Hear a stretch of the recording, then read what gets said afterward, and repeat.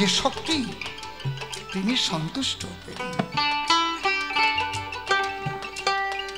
আমি সব ধর্মের মানুষদের বলছি, আমি শুধু মতুয়াদের বলছি না, বিশ্ব মানবের কল্যাণের জন্য।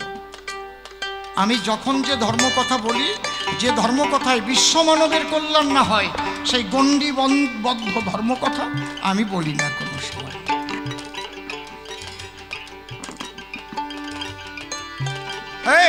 মাটির পায়ে যে ফুল দিলি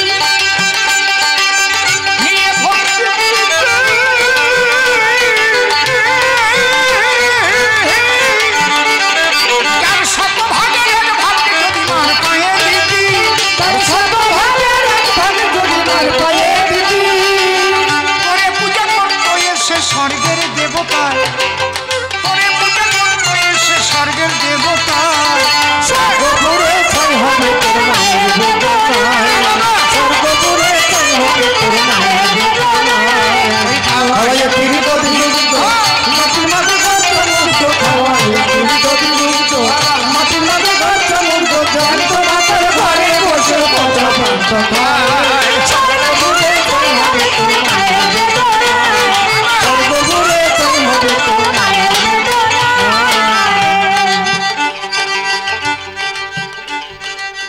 আজ গান শুনে আমাদের যেন এই শিক্ষা হয়, আমার দ্বারা যেন আমার মা বাবা কষ্ট কখনো যেন পাই না। তাহলে এই গান গাওয়া আমার সার্থক হবে, আপনাদের শোনাও সার্থক হবে। হরি বল। বলছে বাবা গুরুচাঁদকে আবার ভগবান লিখলে কেন? আমি এক কথায় জবাব দিতে পারি, যেহেতু দেহ রাখার আগে আমার স্বয়ং হরিচাঁদ একটি কথা বলেছিলেন, ভক্ত বিদ্যমান, আমার সর্বশক্তি নিয়ে আমি হরে গুরু চাঁদের হরি বলো, হরি বলো। এটা তারক গোসাই বুঝেছিলেন, শোনেনি জ্ঞানী সব। যেদিন ঠাকুর হরিচাঁদ ঠাকুর, বাবা হরিচাঁদ দেহ রেখেছিলেন, তারক গোসাইয়ের গান ছিল বট দিয়া, কিন্তু ওনার মনটা ভালো লাগছে, উনি তো বুঝতেই পেরেছে। গানের পরে নদীর কাছে কাছেই তো গান, নদীর পাড় দিয়ে পাগলের মতো ঘুরছে, ওরাকান্দি যাওয়ার জন্য মন ছটফট করছে। দল বলকে বলছে ওরাকান্দি যাবো, ওরাকান্দি যাবো রে।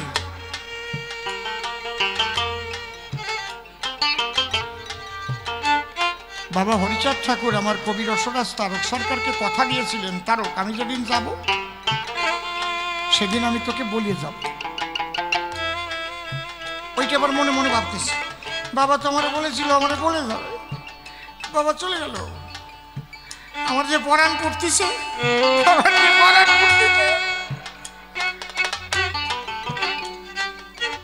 হঠাৎ দেখে ওই নদীর মধ্যে থেকে ওখানে ওই নদীর মধ্যে একটা রথ নেমে আসছে, রথের পরে বসা আছে আমার হরিদয়াময়, দিব্য জ্যোতি সম্পন্ন শোনেন মহাশয়, সেই জ্যোতির্ময়। হ্যাঁ, ওখান থেকে বলছে তারক এ লীলায় আমার এবে অবসান হলো, তারক আমার কথা ছিল তোকে বলে যাব, তাই তোকে বলে যাচ্ছি। তারক গোসাই বলেছিল বাবা তাহলে কি নিয়ে থাকবো? তারক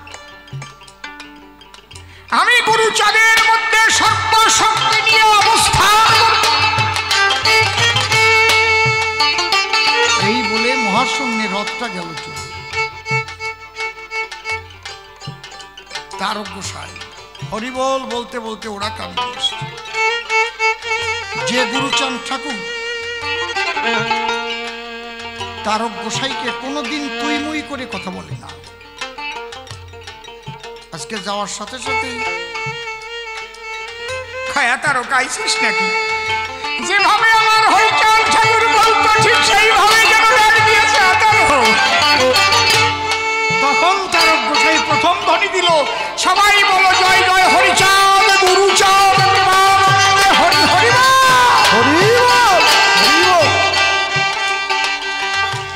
এই প্রথম ধ্বনি তারক গোসাই দিয়েছে।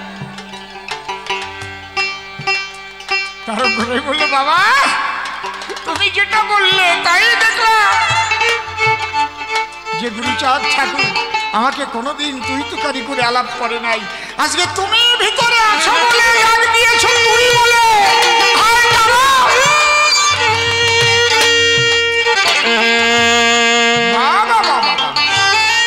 চমৎকার। তাহলে হরিচাঁদ ঠাকুরের শক্তি নিয়ে গুরুচাঁদে গিয়ে অবস্থান করলো বলেই কি আমরা তাকে ভগবান বলবো? এটা একটা দিক, এটা একটা তত্ত্বের দিক, এটা হচ্ছে তত্ত্বের দিক। এইবার আমরা আসি বাবা গুরুচাঁদ ঠাকুর, তিনি বাবা ডাক শোনার মতো কাজ করেছেন কিনা, তিনি ভগবান হওয়ার মতো কাজ করেছেন কি? কি হয়েছে? আগামী রবিবারে কলেজ মাঠে ওখানে মতুয়ার সম্মেলন আছে, মতুয়ারা যাবে। আমাকে হীরামন বাবু বললেন একটু নিমন্ত্রণটা করে দেবেন। শ্রদ্ধেয় সুনীল বাবু এসেছিলেন ঠাকুর মশাই, আছেন কিনা জানি না। আমি বলেছিলাম বলে দিই, আপনাদের এটা জানিয়ে দিয়ে গেলাম। কি অনুষ্ঠান হবে, শুধু মতুয়া দল আসবে এটাই আমাকে বলেছে। কোন সংগঠন থেকে করবে জিজ্ঞেস করেছিলাম, তাও ঠিক আমি জানি না। এখানে যেমন শ্রী শ্রী হরিচাঁদ গুরুচাঁদ মতুয়া মহাসম্মেলন, সেটা হীরামন বাবু আমাকে পরিষ্কার বলতে পারেননি। আর আমারও বায়না টায়না ওখানে কিন্তু নেই। আবার ভাববেন না আমি নিমন্ত্রণ, গানের নিমন্ত্রণ করতেছি, তা না। ওখানে মতুয়াদের দল আসবে ওই দিন। তাহলে মতুয়ারা যাবার জন্য নিমন্ত্রণ পেলে তো মতুয়ারা যায়, আমি সেটুকু আপনাদের জানিয়ে দিলাম।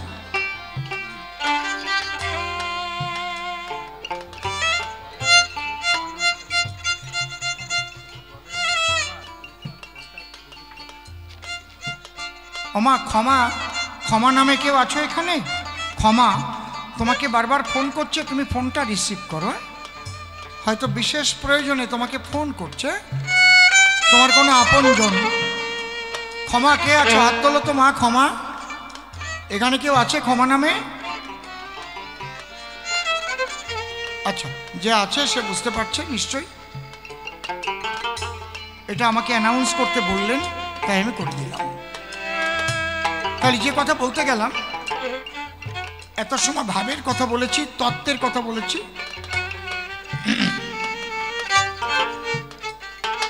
যেটা নাস্তিকবাদীরা বলবে এটা হচ্ছে ভাবের কথা, এগুলো মানুষ ভুলানো কথা। এবার আসি, গুরুচাঁদকে ভগবান বা বাবা বলা যায় কিনা। এবার তার কর্মজীবনটা আমরা দেখি, ঠিক কিনা। আগে একটা দিক থেকে আলোচনা করে আসতে হবে। শ্রীকৃষ্ণকে, কৃষ্ণ ভক্ত যারা,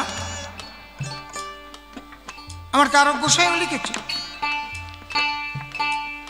তাকে কি বলে? শ্রীকৃষ্ণ ভগবান, ঈশ্বর, ঈশ্বর ও পরমকৃষ্ণ সচ্চিদানন্দ বিগ্রহ, অনাদিরাদি গোবিন্দ সর্বকারণে কারণ। আমিও বিশ্বাস করি। আচ্ছা, তিনি সর্বকারণের কারণ ভগবান হলে, তাহলে তিনি পড়তে গেলেন কেন গুরুগৃহে? তিনি লেখাপড়া শিখতে কোথায় গিয়েছিলেন বলুন তো? সন্দীপন মুনি, সন্দীপনী, সন্দীপন মুনি আবার আলাদা। যে মুনির আম ছিঁড়ে খাইছিল ওটা না, আম ওই ছিঁড়ে ফেলেছিল, দ্রৌপদী চাইছিল, ওটা অন্য জিনিস।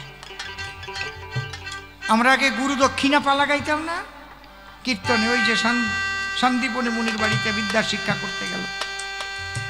তাহলে ভগবান সেও কিন্তু লেখাপড়া শিখতে গেল। কিন্তু দুঃখের বিষয়, লেখাপড়াকে এত মূল্যবান শ্রীকৃষ্ণ ভগবান তিনি কি একটাও স্কুল করেছিলেন? করেছিলেন কি? আপনারা কি জানেন? গীতা, ভাগবত, চৈতন্য চরিতামৃত বা কৃষ্ণলীলার আরো অনেক বই আর গ্রন্থ আছে, তাই তিনি কোনো স্কুল করেন। ঠিক তো? হিস্ট্রি অফ এডুকেশনকে 3 ভাগে ভাগ করা হয়। ছোট একটা প্রাচীন যুগীয় শিক্ষাধারা, একটা মধ্যযুগীয় শিক্ষাধারা, আর একটা আধুনিক যুগের শিক্ষাধারা। প্রাচীন যুগে লেখাপড়া শিখতে যেত কোথায়? গুরুগৃহে। মধ্যযুগে টোল ত্রিপাঠী, আর আধুনিক যুগে এটা রাজ ক্ষমতার হাতে চলে গেছে, সর্বশিক্ষা অভিযান। তাতেও ভেজাল আছে, আমি ওগুলোর বলবো না আপনাদের কাছে, তাহলে আমার আলোচনা অনেক বেড়ে যাবে। আজকে শ্রীমান মহাপ্রভুকে আমরা কি বলি? রাধাঙ্গ কৃষ্ণ অঙ্গ।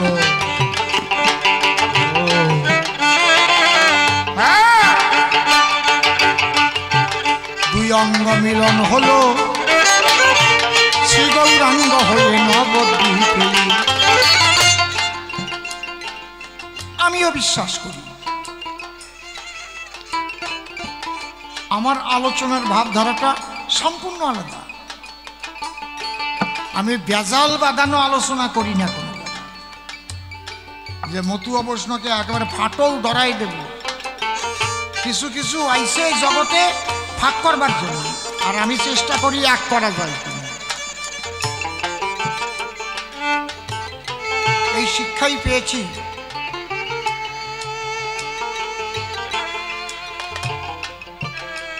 তাহলে মহাপ্রভু তিনি রাধাঙ্গ কৃষ্ণাঙ্গ মিলে হলেন শ্রী গৌরাঙ্গ। তিনি লেখাপড়া শিখতে গেছিলেন কোথায় দেখি কেউ বলতে পারে নাকি? বিদ্যা নিধির টোলে, এখনো আছে সে টোল। নবদ্বীপ থেকে যে রাস্তাটা কাটোয়ার দিকে চলে গেছে, পারুলিয়ার আগে, অনেক আগে, বিদ্যানগর মোড় থেকে বাঁ দিকে মোড় নিয়ে হাঁটা দিলে কিছু দূর গিয়ে ডান দিকে টোল। অনেকবার গান গেয়েছে, এবং নিজে তিনি টোল খুলেছিলেন, তাই তো নাকি? কিন্তু সেই সব টোলে আগে প্রাচীন যুগে যেমন গুরুগৃহে কোনো শূদ্রের লেখাপড়ার অধিকার ছিল না। কথা বোঝা গেল কি? ঠিক তেমন ওই টোলেও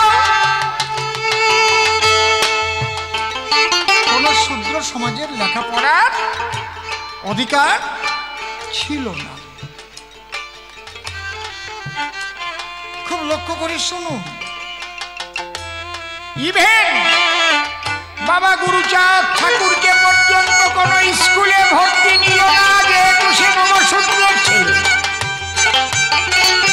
নমশূদ্র তখন হয় নাই, ভুল কইছি, চন্ডাল তান্দর্শী।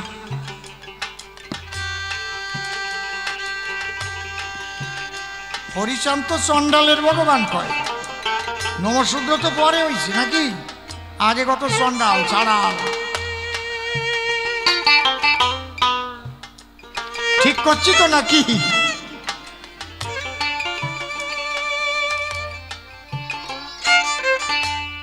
যে কারণে বাবা হরিচাঁদ ঠাকুর বলেছিলেন, বাবা গুরুচাঁদ কি, যে কাজটা কোনো যুগে কোনো ভগবানের দ্বারাই হয়নি বাবা, তুমি সেই কাজটা করবে। কি? দলিত, পতিত, লাঞ্ছিত, বঞ্চিত মানুষগুলো যে সঞ্চিত ব্যথা নিয়ে আছে, এদের মধ্যে তুমি শিক্ষার আলো প্রবেশ করাবে। জয় বাবা গুরুচাঁদ বৃন্দে হরি হরি বল।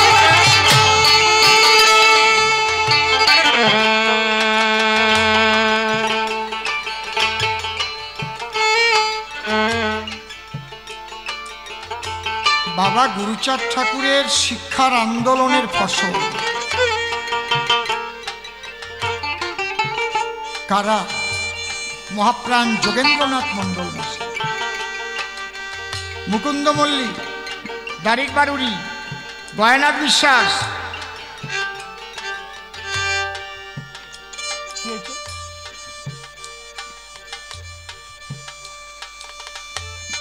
যদি বাবা গুরুচাঁদ ঠাকুর না আসতেন, আমি জানি না মহাপ্রাণ যোগেন্দ্রনাথ মণ্ডল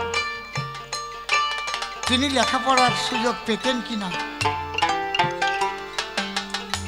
আর যদি মহাপ্রাণ যোগেন্দ্রনাথ মণ্ডল জন্ম না নিতেন, গুরুচাঁদ ঠাকুরের আলোতে আলোকিত না হতেন, উচ্চশিক্ষা লাভ না করতেন, এবং বাবা গুরুচাঁদ ঠাকুর বলেছেন যে জাতির রাজা নাই সে জাতি তাজা নাই, রাজশক্তি অধিকার করতে হবে। এই কথা কই না, মনে হয় বাবা হরিচাঁদ গুরুচাঁদ যদি না আসতেন তাহলে যোগেন্দ্রনাথ মণ্ডল, মহাপ্রাণ যোগেন্দ্রনাথ মণ্ডল তৈরি হতো না। আর মহাপ্রাণ যোগেন্দ্রনাথ মণ্ডলের সৃষ্টি না হলে বাবা সাহেব আম্বেদকর গণপরিষদে যেতে পারতেন কিনা তাও সন্দেহ আছে।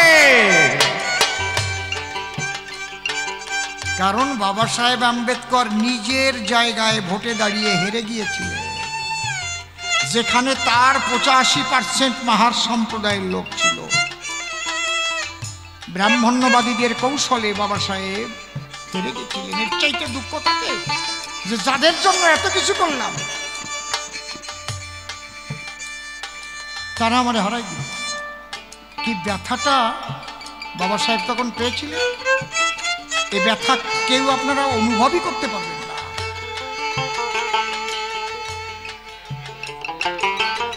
আমি যদি ভোটে না দাঁড়াতাম আমিও বুঝতাম না। যখন গোনে তখন হার্টবিট বাড়িয়ে যায়, ওরে বাবা রে বাবা, মাইরে চোখ শুয়ে করছি, কি বিচ্ছিরি ব্যাপার তা আমি করতে পারবো না।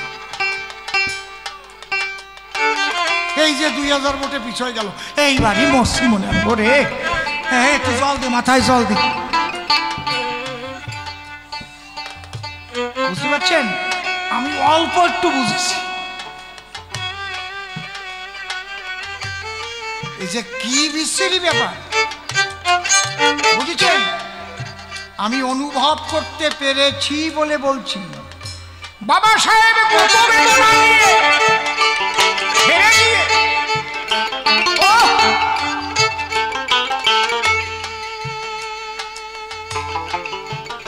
উনি নীরব নিস্তব্ধ হয়ে গেছিলেন। কি করলাম? ওই সময়টা কে বাবা সাহেবকে এনেছিলেন, তার নাম কি? জোরে বলুন, জোরে বলুন। আপনার ঘরের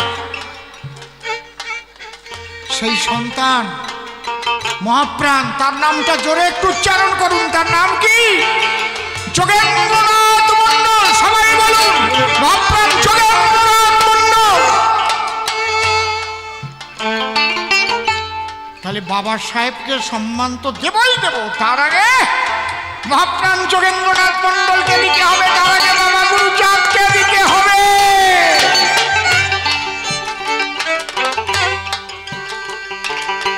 নাকি খারাপ কথা কলাম নাকি? নাকি আমি কোনো খারাপ কথা করছি নাকি?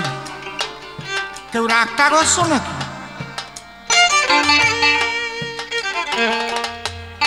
ওই বাবা সাহেবকে বাংলায় এনে ভাবতে পারে সেই বরিশাল গৌর নদী,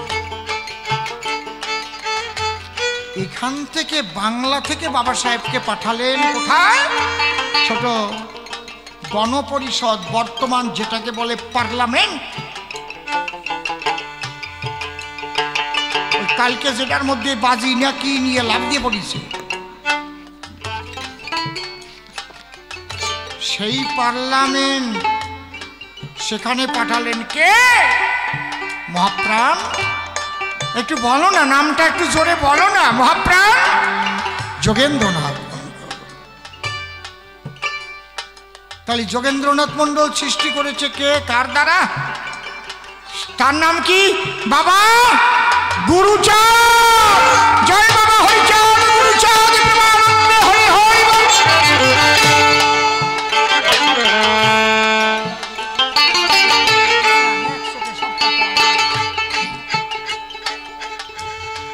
হরি বল।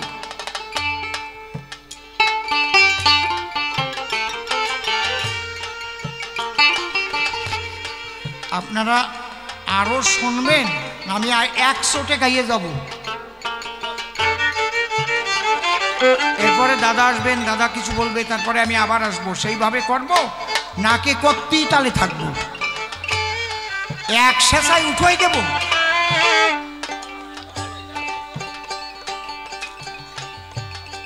শোনো, বুড়ো হয়েছি বলে বল কমে না, এটা যেন ভাবিয়ে না।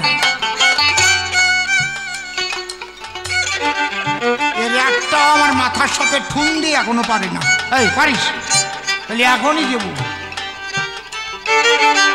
আমি 6 বছর মায়ের দুধ খাইছি, অত সোজা না।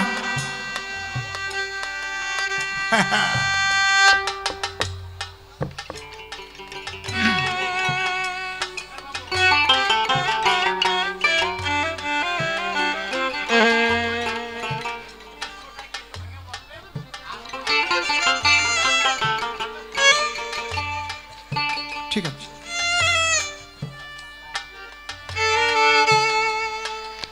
হরি বলো হরি বলো। বাবা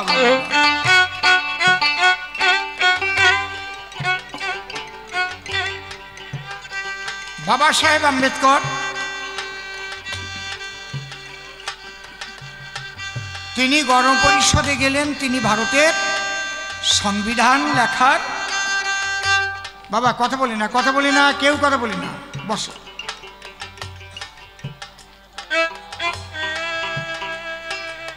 এখন শুনে যাও সবাই, তারপরে তো কথা বলার জায়গা আছে। যা মন নাই তাই কইেন, আমার আপত্তি নাই। আমার তো আর কোন কয় না, পুঙা পণ্ডিত কয়, পুঙা পণ্ডিত। ভালো, আমার আনন্দই হয়। বলো তাহলে এই বাবা সাহেব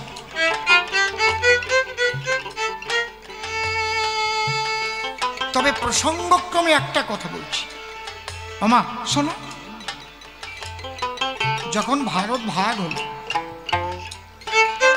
যখন ভারতটা ভাগ হয়ে গেল, বাবা সাহেবকে যেখান থেকে পাঠানো হলো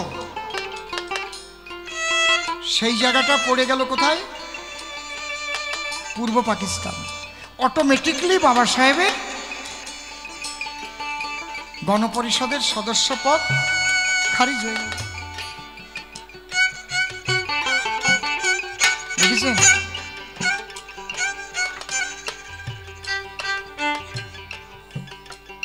আমরা যারা ওপার বাংলা থেকে আসা মানুষ, ওপার বাংলা থেকে আসা মানুষ, খুলনা, ফরিদপুর, বরিশাল, যশোর, ঢাকা, ময়মনসিংহ, আমাদের এই দিক দিয়ে তো নমশূদ্র সম্প্রদায় বেশি।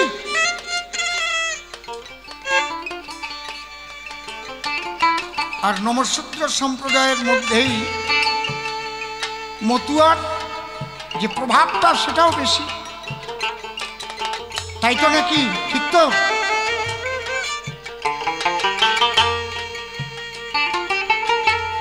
যদি ওই দেশ থেকে না আসা লাগতো আমাদের, যেটা মহাপ্রাণ যোগেন্দ্রনাথ মণ্ডল চেয়েছিলেন, উনি কিন্তু ওটাই চেয়েছিলেন। কথা বোঝা গেল? যে মুসলমানদের সঙ্গে আমরা একসঙ্গেই থাকবো। ওরা যদি প্রধানমন্ত্রী হয় আমরা স্বরাষ্ট্রমন্ত্রী পাবো, আকাঙ্ক্ষা। এবার ওনার জীবনীতে উনি কি লিখে গেছেন, কোথায় কি, এগুলো আপনারা দেখবেন, আমি খোলা সবাই বলবো না। এত বড় মহাপ্রাণ, আমার পরমশ্রদ্ধেয়, যাদের উদ্দেশ্য করে নাম নিতে গেলে আমি কানে হাত দিয়ে নাম নিই, এতটা সম্মান করি।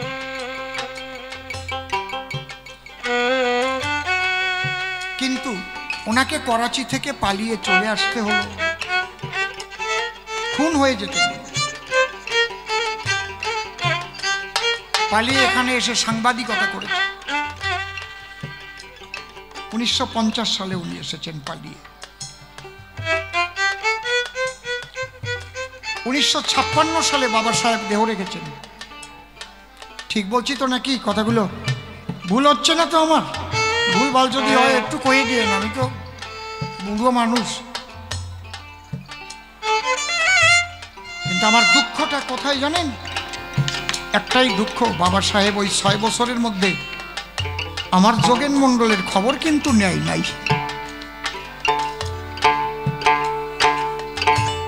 যে মণ্ডল সাহেব আমারে গণপরিষদে পাঠালেন, সেই মণ্ডল সাহেব জীবন বাঁচাবার জন্য ভারতে চলে এলেন। এই 6টা বছর কোনোদিন কিন্তু বাবা সাহেব মহাপ্রাণের খবর নেননি। হয়তো উনি অসুস্থ ছিলেন বলেও হতে পারে।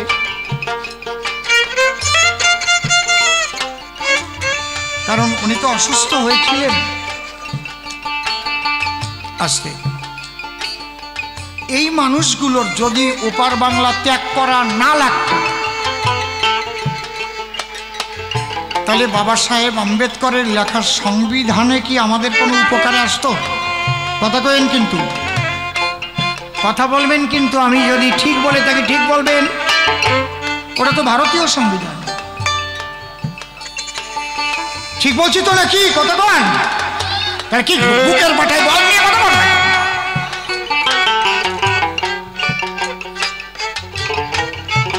আমি খুব পরিষ্কার পরিচ্ছন্ন ভাবে কথা বলতে পারবো। ভুল হলে শিখে যাব। তাহলে বাবা সাহেব এই যে সংরক্ষণ,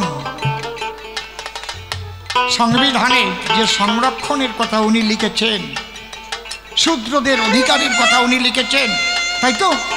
সংরক্ষণের কথা এটা কি আমাকে নোমগের জন্য লিখছিল?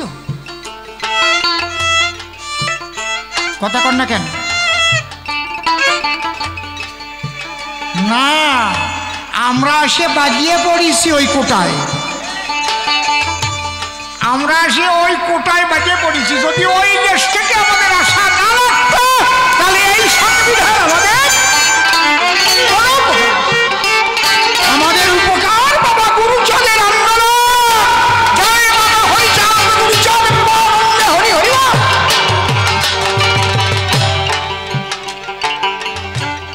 আমরা কোটায় বাজিয়ে পড়েছি।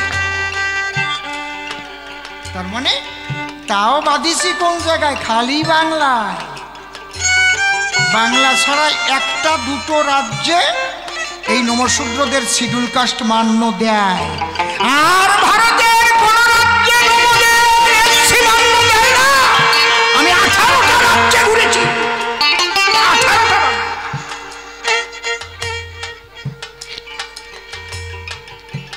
এর দাদা ডাক্তারি করে রাজস্থানে, তাই তো? পইটা নিতে হইছে, না তো রুগী আসবে না।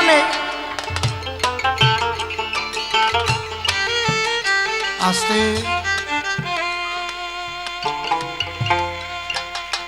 আমি ভুল বললি আপনারা আমারে সংশোধন করে দিবেন। আমি খুশি হব, আপনার পায়ের ধুলি আমার মাথায় নেব। আসতে কি হয়েছে?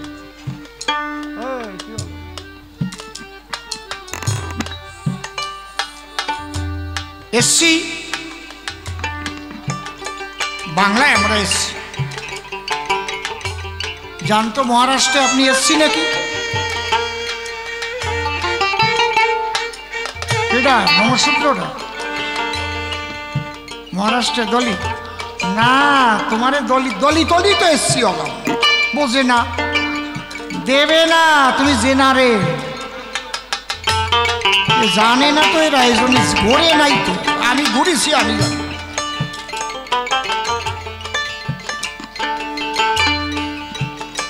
যাও তো তুমি গুজরাটে, যাও তো তুমি উত্তরপ্রদেশে, একটা এসসি কার্ড বের করো তো।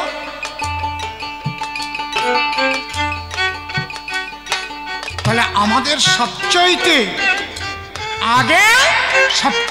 আগে যদি আমাদের শ্রদ্ধা ভক্তি করতে হয় তাহলে বাবা হরিচাঁদ, বাবা গুরুচাঁদকে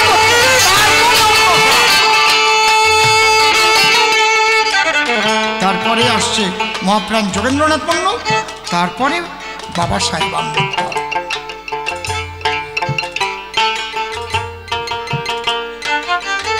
বুঝতে পারছেন কি বলছি?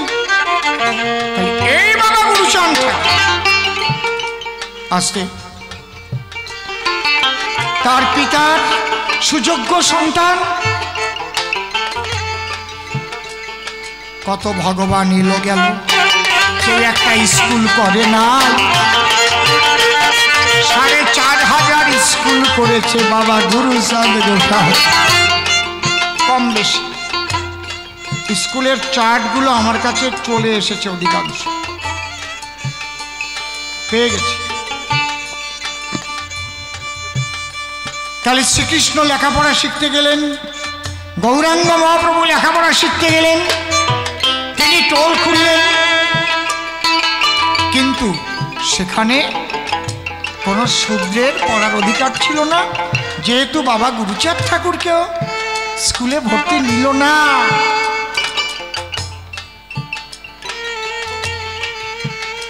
শিক্ষা জাতির মেরুদণ্ড, তাহলে এই শিক্ষার অধিকার যিনি দান করেছেন তিনি আমার ভগবান হবেন না? কি বলেন আপনারা, কি বলেন, হবেন না? বাবা হরি হরি বল, হরি বল।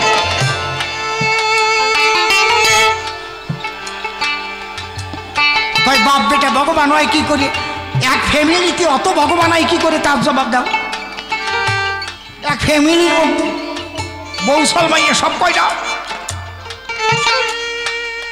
দেখো তো, কার্তিক এক ভগবান, গণেশ এক ভগবান, শিব আর এক ভগবান, এক ফ্যামিলি। মা দুর্গা ভগবান না ভগবতী, ওইটা তো স্ত্রীলিঙ্গ, তোমার ঠিক রাখতে হবে, লিঙ্গবোধ না থাকলে তো আবার দেবে না, মানে ঠাসা করে। এক ফ্যামিলির মধ্যে না সব, এই কথা কম, আর এনে মোটে দুইজন হয়েছে, তাইতে সিলকে গেছে। শীত আসতেছে, দেখবেন ঠোঁট ফাটিয়ে ফাটিয়ে যায় না, একজনের ঠোঁট ফাটিয়ে গেছে, মানে কবি গান শুনতে বইছে। পরমশ্রদ্ধেয় রসিকবাবু এমন হাসির গল্প দিয়েছে, সবাই আসতেছে, ও কয় তোরা তো হাসে মানুষ, মোর যায় সিল গিয়া, ও আর হাসতে পারতেছে না, একবার হাসিতেছে ফাটিয়ে খানিক রক্ত বের হয়ে গেছে। মোটে দুইজন ভগবান, এইটার জন্য যায় সিল গিয়া। একটু পিছনের দিকে দেখো তো, ফির গিয়া এক ফ্যামিলির মধ্যে কয়জন ভগবান, এইটা মানতে পারবা আর মোরটা মানতে পারবা না। তাহলে বাবা ডাক শোনার মতো কর্ম করেছিল। আরো যদি প্রশ্ন করো এসে সভা করো, আরো কথা বলবো পরে, একবারে নয়, কারণ দুইবার গান সবাই শুনতে চায়। এই জন্য প্রথমবারে বলবো না, ছেড়ে দিয়ে যাচ্ছি আমার কাব্য জগতে। দেখিয়ে পরে এসে কোনো কথা বলে, কোনোভাবে ভাবধারা সে উঠাইলে, তার কথা শুনে শুনে মনে আছে ভাবো, আবার এসে সভা পাশে জবাব দিয়ে যাবো। এভাবে প্রশ্ন আজকে সবার মাঝে দিলাম সমাধান, একবারও জবাব দিতে রাখি নাই গো বাকি, অন্তরে অন্তরে তাই হলাম বড় সুখী। আমি এর বেশি কথা বলিবারে যাব, আমার মতো ভাব আমি শেষ করে লব।